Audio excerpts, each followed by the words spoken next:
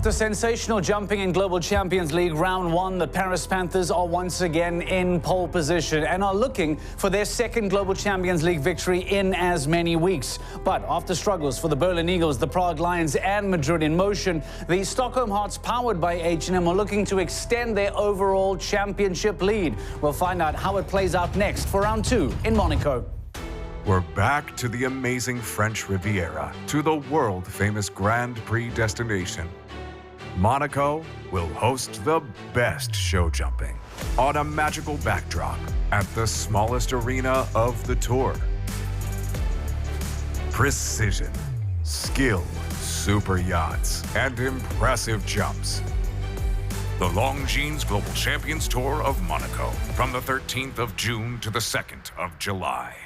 Round 1 in Monaco was an incredibly mixed bag. We had 3 teams that found the course relatively easy to dominate and were able to perhaps upstage Uliana Vizani, the course designer, with double clears. But on the other side of the coin, there were a handful of teams that found life incredibly difficult in Monaco, with high penalty counts and a really difficult time in the smallest ring of the 2022 calendar. How will Global Champions League Round 2 this afternoon play out? Will those that dominated find it easy going again today? Or perhaps have there been lessons learned from those teams that struggled in GCL Round 1? We'll find out, of course, throughout the rest of today's Super Saturday, not just for Global Champions League Round 2, but we know there is still an LGCT Grand Prix of Monaco still to come. So stay with us here on GCTV throughout the rest of the afternoon as we find out exactly how the rest of the weekend is going to play out with the best riders in the world. For now, let's take you back to Thursday, Global Champions League Round 1, and remind you as to how those teams that performed really well went on and did.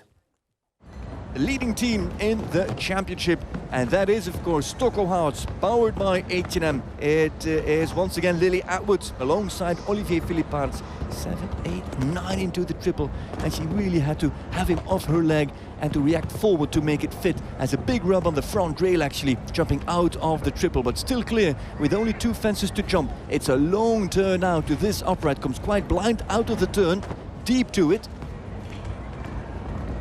and 6 home and leaves it standing, and the time is good as well, 68.88 seconds. Here's Legend of Love with Olivier Philipparts. Lucky on the Longines Oxer, and still on the clear as Olivier Philipparts keeps an eye on the clock. That's no problem, the time is good. Here comes the Belgian for the upright, and opens up for the 6 and gets a double clear on the board. That is a great start for the championship leaders. Good start. I mean, we're first to go, not so easy in this kind of ring, but I mean, Lily is in tremendous form the last couple of weeks, and my horse is very good, so I think we're in a great start for Saturday. I think I'll probably make a horse change. I think I'll ride my other horse in the second round of the team if it jumps good tomorrow. Lily, I'd say, jump the same horse, so the horse jumps in great form, so I think we are trying to do the best start we can. How about Saint-Tropez Pirates? First to go is Émeric Georges, the 33-year-old Frenchman. When they're nearly sinks behind the bridle there, Diesel GP. Can he stretch out of this combination? Launching clock just covering that back rail.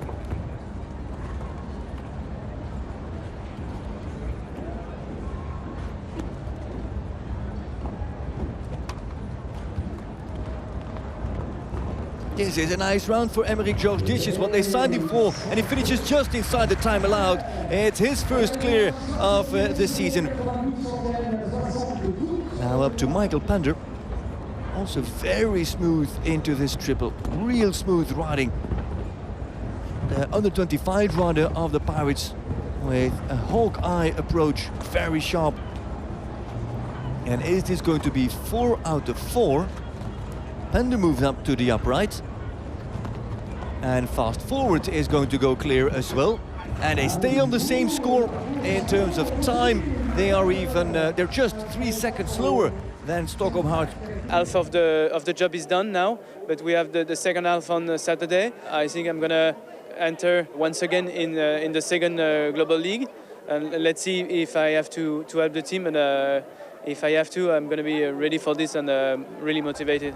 Paris Panthers winners in Paris last week. It is Yoli Mitlineo and Derek Kenny remarkably, La Perla lets herself ride very deep into the turn. It's very correct riding from Mitlineo. It's very obedient going also of La Perla. And it all comes down to the dressage work at home. And this clear is coming up, and it's a real nice one. It's a beautiful clear of Joli Mitlineo and La Perla van de Heffink. Yeah, Paris Panthers, they are moving, they are going places.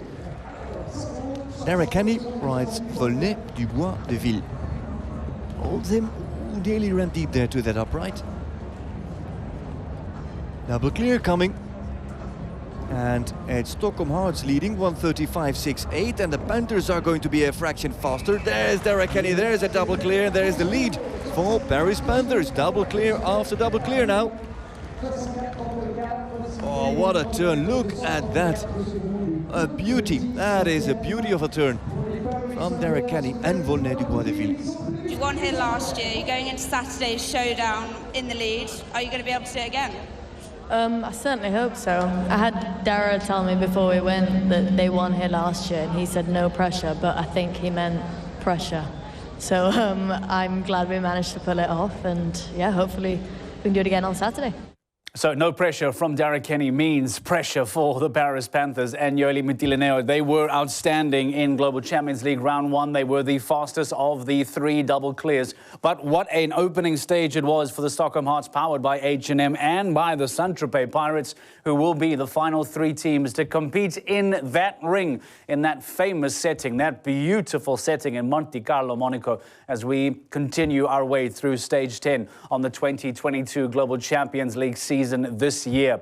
Now, it's not just about the three teams that jumped double clear in round one, because from a championship story point of view, if we look deeper into the overall championship standings, there are really intriguing performances that stand out going into Global Champions League round two. The likes of Madrid in Motion, Prague Lions and the Berlin Eagles, all in hunt for a top four, all trying to keep the pressure on the Stockholm Hearts, and all of them finding life very difficult in round one.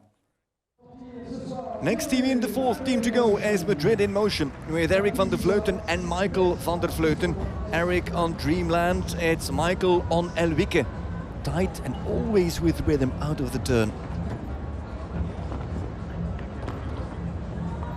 Very, no, there was 5, there was 6, there was 5 again, and then he wanted to go for 6 again. Van der Vleuten has to hold, that cost him 4 for the run out, and the time is going to be very expensive. The rail now as well, and that is going to be very, very costly. 72 seconds the time allowed, and the time fault, it's a time penalty per commenced second, so it is a total of 15 there for Eric van der Vleuten. And now Michael on Elwicke. Keep the team on 15. That score of his father is the overnight score of Madrid in Motion. 15 is their total. We made a plan that if we have a nice forward jump coming out of the double, we're gonna decide to pick the forward distance. And actually Dreamland had a very nice jump coming out, but he was jumping a bit the wrong direction. And then the 5 was longer than my dad expected. Sometimes a line rides different than it walks, and that was happened yesterday. And unfortunately that happens, but we have to try to come back stronger tomorrow with a double clear round. Prague Lions now with Anna Kelnerova and their new signing, Constant van Paasje. And Kelnerova rides, I was about to say, rides strong through the double. Looked like she was really setting Catch Me up, and Catch Me couldn't come up quick enough for the vertical. And so Lions are on 4 penalties. 6 and home, and the time is time fault. Time fault as well for Anna Kelnerova. And so 5 for the Czech rider. Over now to Constant van Paasje, Diaz du Tot. Diaz is bij Ready Boy de Forêt.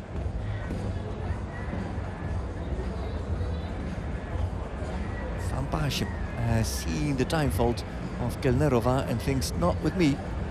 I'm a fast Belgian, I don't want to get caught by the clock.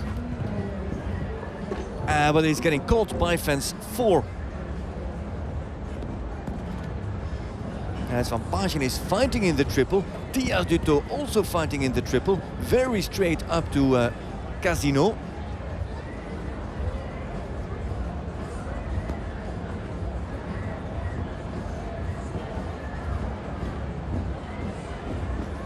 And that's the finish, one down. Not a bad debut for Costa van Paasje, but the team with the 5 of Kelnerova and the 4 of Van Paasje, it is 9 for Prague Lions. I'm very happy with my mare. It's very hard for her as a 9-year-old to jump in this ring here.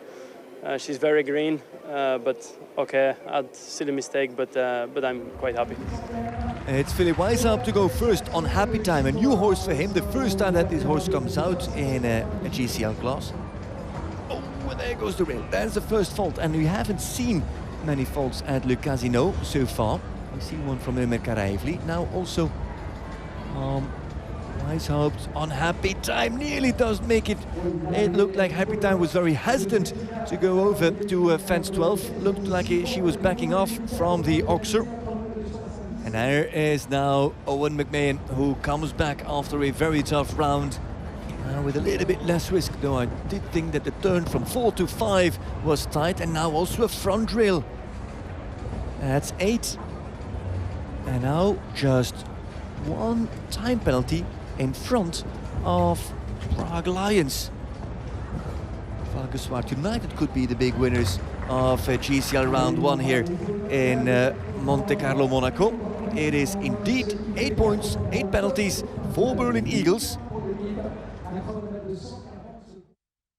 Championship standings look come the end of the weekend if things were to remain the way they do. We'll perhaps try and get to a virtual table a little bit later on this afternoon to show you just how different things will look if Madrid in Motion, Prague Lions and the Berlin Eagles all continue to struggle. Let's not forget that the Shanghai Swans as well have been finding life very difficult thus far in GCR round 1. They too find themselves on 12 penalties going into today's second round. So not smooth sailing for some of the traditional big teams. Speaking of a traditional big team, Valkenswaard United have been on an upward curve over the last few events and have been collecting really impressive championship points. If we look back to their opening round on Thursday, the Dwina Tops Alexander and fellow Casterfield coming home in 4 penalties. But then a really strong performance once again from Gilles Thomas and Ferromas. He has been in really good form, the young Belgian, not just from a GCL perspective, but from an LGCT perspective too. And we'll talk about Gilles Thomas in the Grand Prix later on this evening. But Valkenswaard United looking good on today's scores, just 4 penalties behind the 3 leading teams. There we see them now currently in 4th place behind Saint-Tropez, Stockholm and Paris, all on double clear. Canstars jumping sensationally well. Let's not forget them. Just 1 time fault and 4 jumping faults. 4 jumping penalties takes them to 5. Hamburg Giants on 8. And the Berlin Eagles, one of the teams to struggle on 8 penalties, still creeping into the top half of the table. Prague Lions in trouble on 9 penalties. And then real surprises for the Shanghai Swans and Madrid in Motion, who now find themselves on 12 and 15 penalties respectively going into GCL round 2. We'll be heading into the Monaco ring in just a few moments' time. Frederik de Backer standing by for us to give us some perspective on what is taking place in round 2. Frederik de Backer, welcome to Global Champions League. Welcome to GCTV. Nice to have you back for round 2. Talk to us about the weather very quickly. I want to get to the jumping, but it looks sensational. Sun on top of the head, clear skies, looking good. Looking good, not feeling so good, Mark. I'm not really built for the sun. I was born and raised near Brussels. I'm used to rain, humidity, clouds and wind. And there's not enough wind here and there's a lot of sun, so I'm a little bit suffering, actually. We cannot take you Belgians anywhere, right? Frederik, let's leave the weather aside and talk some jumping. In GCL round 1, you and I spoke about Madrid in Motion arguably being the team to watch from a championship climbing point of view. We said that they had come with experience, but life was very difficult for Madrid in Motion in Global Champions League round 1. How have they reacted to that for round 2 coming up today? Well, bizarrely, they haven't. They haven't reacted. They didn't make any changes to the lineup. It's still Michael and Eric van der Vleuten. It's still Elwike and Dreamland. They didn't make any changes. What can you say about that? They had Angelica Augustsson Zanotelli also here with a mare with Kalinka jumping in great form. Very spectacular already on day 1. Horse that we have to keep an eye on throughout the day. And it didn't take off Dreamland and van der Vleuten. Now, what does that mean? that means that they still have confidence. If you look at just the result, if you're a score sheet journalist, you would say, oh yeah, 15, that's a very bad round of Van der Vleuten, take him off. If you then look at the round, you can also say it was one mistake, that was the run-out, caused a lot of time penalties, and that put them on that score of 15. So actually, it was only one mistake, one error that had a big consequence. So they do show confidence in the performances and the potential of Dreamland and Eric Van der Vleuten. If you look at other riders maybe, or other rounds that make more mistakes, that don't always get penalized by a rail or a run out, it would be smarter to take those off maybe. So you always have to balance it out a little bit, say from with the glass half full that it was only one run out. On the other hand, it is a big score and it might cost them the top 4, but they do show confidence in Eric Van der Vleuten. I wonder if they will regret that decision by the end of the weekend. Eric Van der Vleuten and Dreamland staying put for Global Champions League Round 2. Somewhat in a similar position we find the Shanghai Swans, because we praise them excessively at this point now, talking about the great acquisition that they've made. We've identified them as a really strong team because of the mid-season transfer, but they also found themselves in real trouble, and I imagine that they probably might face some struggles today as well. Talk to us about some of their struggles potentially today. I'm sorry that I'm really squeezing my eyes, Mark, but the sun is beaming off the sand here. So if it's okay for you, I'm just going to turn a little bit. I try to make it a little bit more comfortable because it's nearly unbearable for me. You were talking about Shanghai Swans. Yeah, we're going into top 4 ahead of the transfer window. Then those 2 mega signings with Zanotelli and Martin Fuchs. Zanotelli jumping for 8 and 4 last week in Paris. But here it's a different situation with Max Kühner here on EIC Coriolis and Jean Sadran on Comic Star. They only have 2 riders here. It's Sadran with only 1 horse, and it's not Unforgettable Danville, and it's not Van An. So they're not here with their strongest lineup, not at all. And that shows a little bit in the current standings after GCL Round 1. What you also have to keep in mind is that Max Kühner has been traveling from and to Aachen throughout the weekend, competing both in the Zeurs and here at Port Hercule.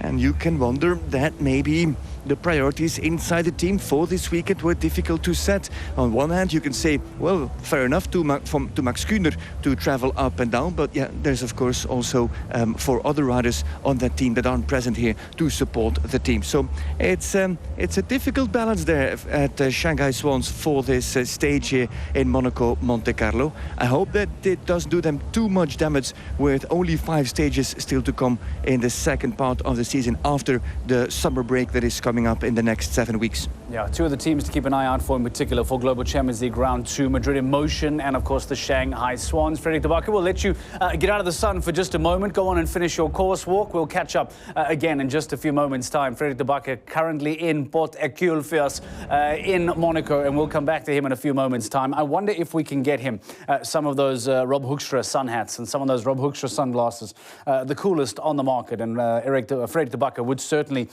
look very, very smooth. We spoke about a virtual table and just how things were to look if it were to end as it stands now. And take a look at this, how the overall championship lead of the Stockholm Hearts would extend even further. From the 21 points now, they would be beyond 30 points clear of the Berlin Eagles and Prague Lions. But Paris Panthers, believe it or not, would jump all the way inside the top 4. And for a team that has struggled significantly in the early stages of the competition, finding themselves inside the top 4 this late on in the season would be an incredible turnaround. We would see drops for Shanghai Swans and for the Hamburg Giants, including Madrid in Motion, who have all gone on to find life very difficult in Monaco in Global Champions League Round 1. Just a quick look at the virtual standings, if it were to finish now, as it does at the end of Global Champions League Round 1. We caught up with Mikey Pender at the end of Global Champions League Round 1. Remember, he was one of the standout performers with a very impressive clear for the Saint-Tropez Pirates. And we asked him if he was expecting that clear. I didn't expect to be straight away. There was 4 clears in a row. I think in the end of the class there wasn't as many. It was just the way it worked out. I was a bit unsure to do 5 or 6, and they all done 6 after the double 3 beat. And I got a good shot, and I got the 5 lined up, and then I did 5 to the Oxer.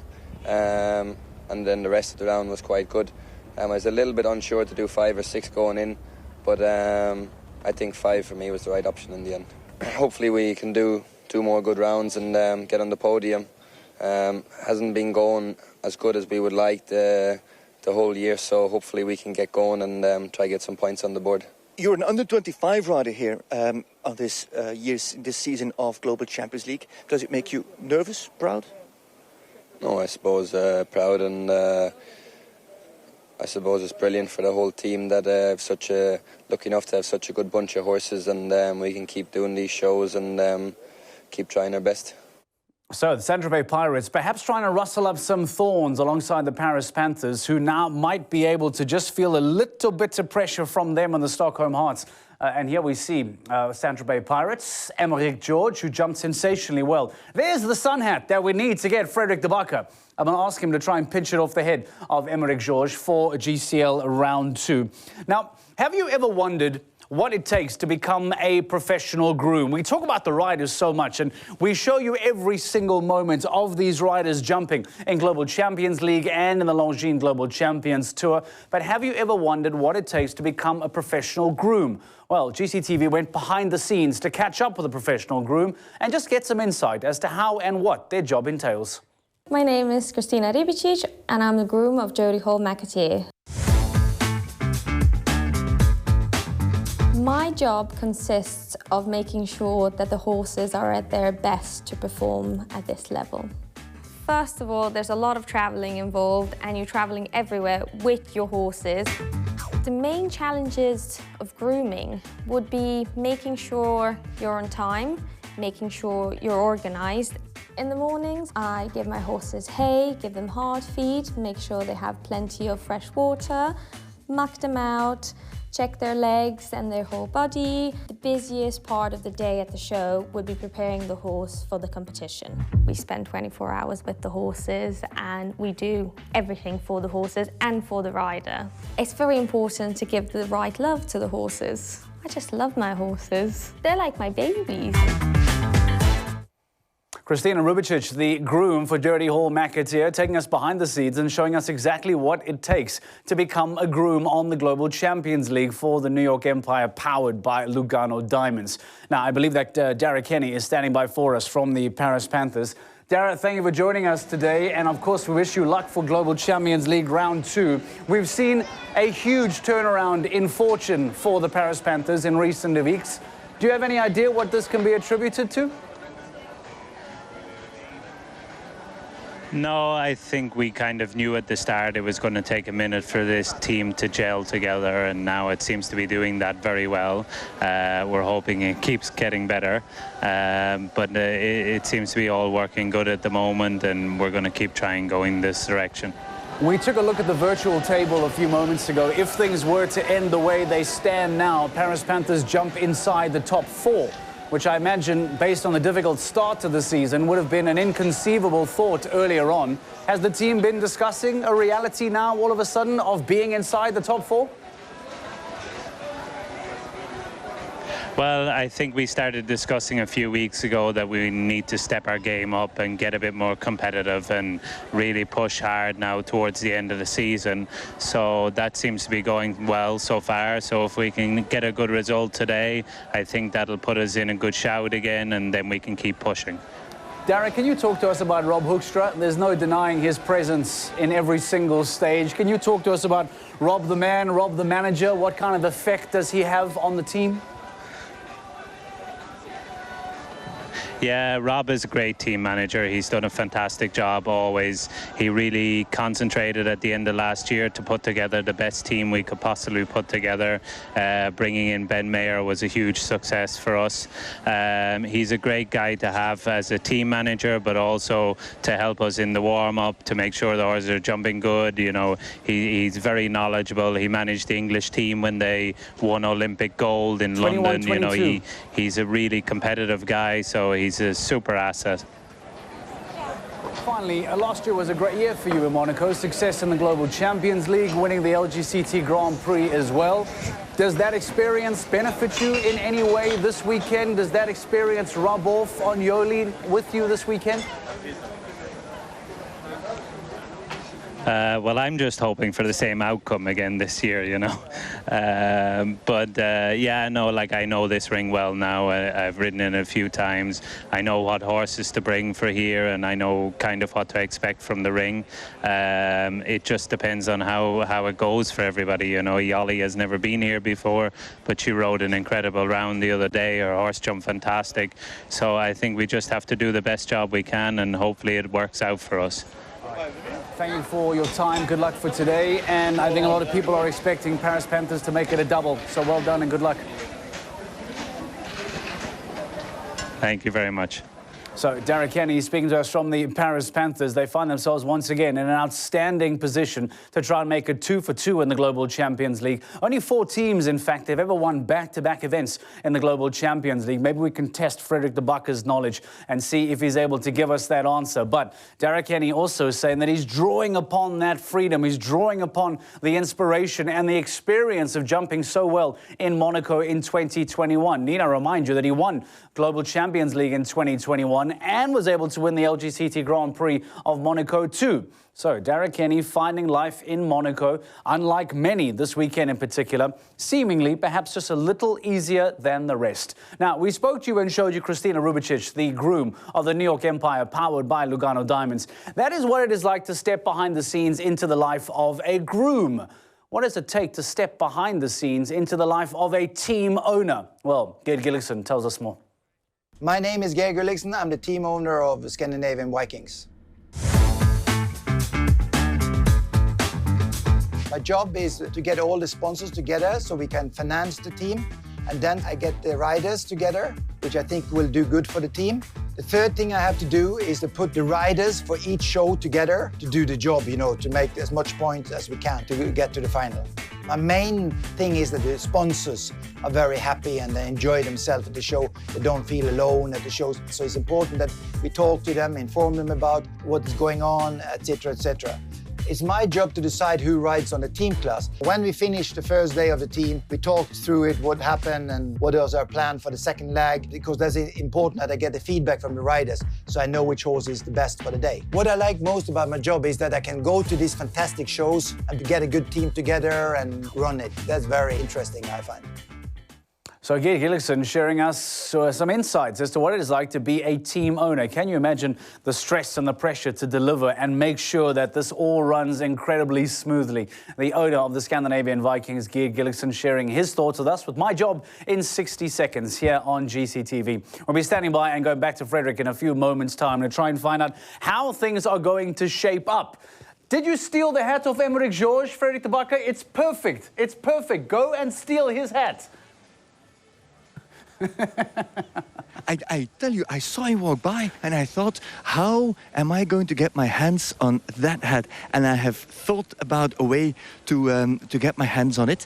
And he's actually coming round the turn. Where's Emmerich George? Ah, there he comes. He's making his way from, I think, fence 3 to fence 4. Get out of the way of Dennis Lynch. That's always important. So Emmerich George is going to come over on a very long line, actually, from fence 3 to fence 4. We'll wait for him over there.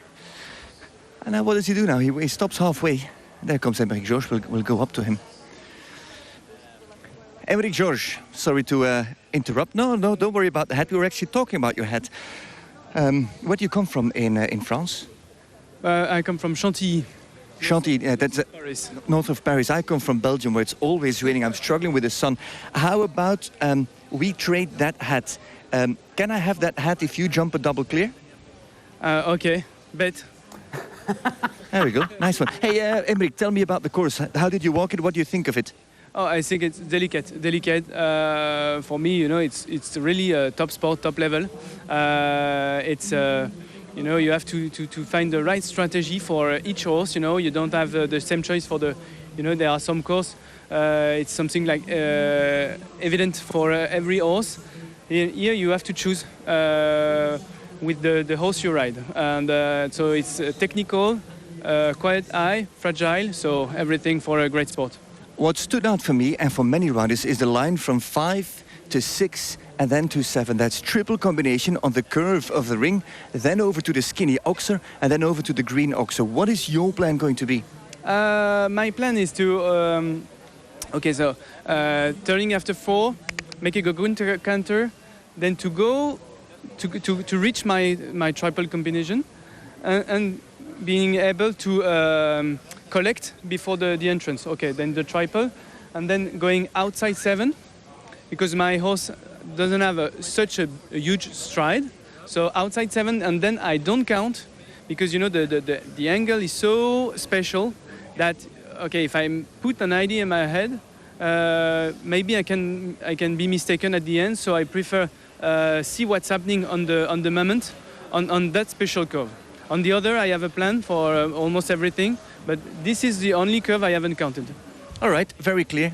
Keep that hat in your hands, because I think it's going to be mine at the end of the day. Good luck. See if he can jump a double clear on his debut for Saint-Tropez Pirates. Yeah, very interesting line that we just discussed with Aymeric Georges. 5 triple combination, 6 or 7 strides around the corner, and then again a very related distance up to the very delicate oxer there with the green colors. And actually, Mark, I know that we're going to talk about the course later, but he makes a lot of normally you've got related distances on the straight lines. Here you've got a lot of related distances on 180 turns, what makes this course pretty special. So you'll have to keep rhythm all the way through, and even in the landing, when you make that long 180 turn, I think even there you have to be aware of the fact that you are riding related distances and that you don't really have a breather in this course. This is 65-70 seconds full on. All right, Frédéric de Backer, we are running out of time. I will let you get going, and I look forward to watching the build-up to the Longines Global Champions Tour Grand Prix later tonight with your hat from Aymeric Georges. Make sure you do the build-up to that show with your brand new sun hat that you have won from the end of Global Champions League Round 2. That's a deal, right? All right, that's the deal. The whole of Saint-Tropez and Frédéric de Backer will be cheering for Aymeric Georges to jump double clear this weekend, so he can now find himself in that wonderful sun hat for the build-up to the Grand Prix that is still to come later on tonight. We have an intriguing second round of Global Champions League Round 2 to come. And as we've already heard from Aymeric Georges and from Frédéric de Backer, the course looks delicate. Relatable distances, rhythm, distance is going to be tricky. How will it play out in Monaco come the end of today? We will find out in a few moments' time. Stay with us here on GCTV. Global Champions League Round 2 comes your way next.